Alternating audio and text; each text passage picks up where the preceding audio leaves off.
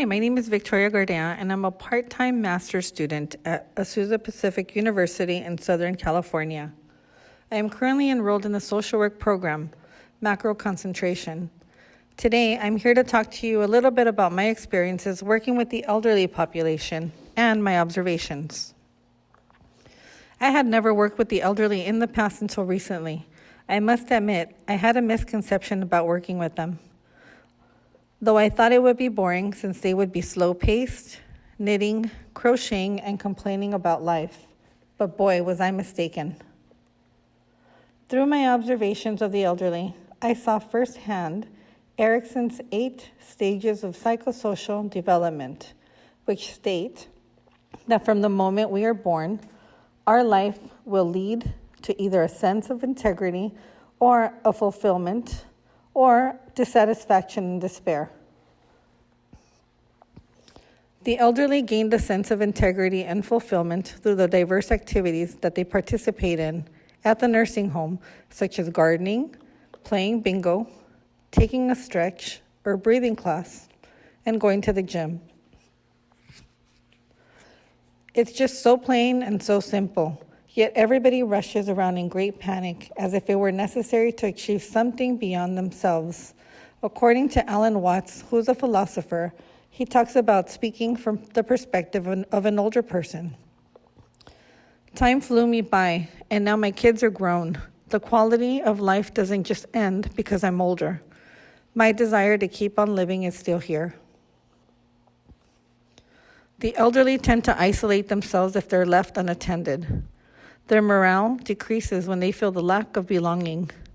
This is why it's so important to make sure that we maintain them engaged and with a sense of purpose in their lives.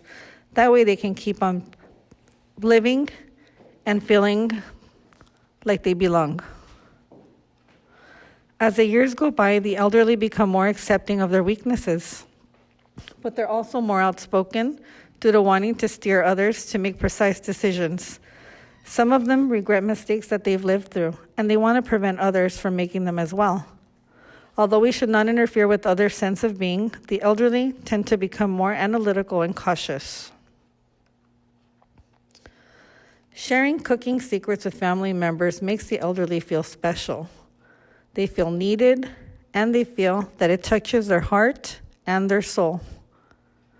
Many of them feel that sharing these secrets with friends or people in their center helps them have a sense of purpose and a quality of living improvement. Quality time with friends makes the elderly feel included. They feel valued and they feel distracted from their worries and from their physical pain that they might be feeling at this time. The elderly joyfully await visits from family members and friends. That way they can converse about activities that they both enjoy doing. The elderly are wise, natural storytellers who eagerly await for the opportunity to share their life experiences with their loved ones.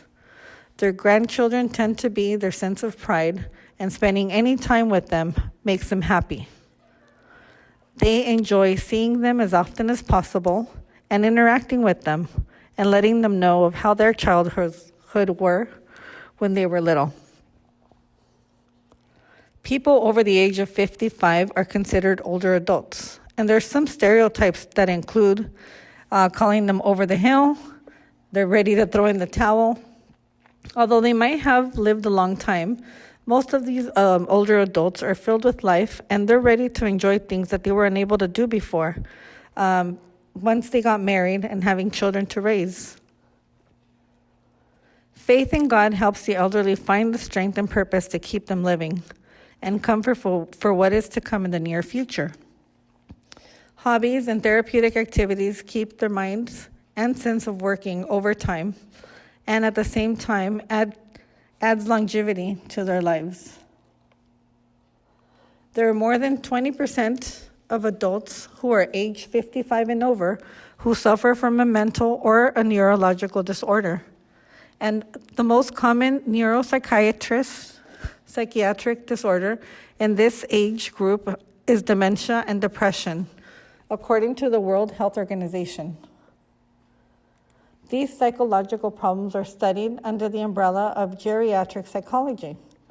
4 common problems that can affect the elderly patients are depression, anxiety disorders, substance abuse, and psychotic disorders.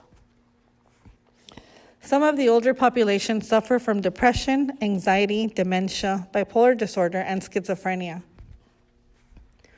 Through their participation in the nursing home, they maintain social skills and medication adherence to live their life to the fullest. Attending a daycare, senior center, or receiving mental health services consistently can assist them with these types of disorders. Prevention and early intervention throughout life, their adult life, may prevent them from developing a mental illness if they seek treatment on time. There are many facilities which are outpatient available for them to receive treatment. The elderly do not recognize symptoms of depression, so they will not go and seek help. There are many reasons why elderly depression is so often overlooked. You may assume that you have a good reason to be down on that depression and just be part of the aging. You may become socially isolated, which in itself can lead to depression and cause distress. An elderly person may not realize that their physical complaints or signs of depression may be reluctant, and they might not want to talk about their feelings or ask for help.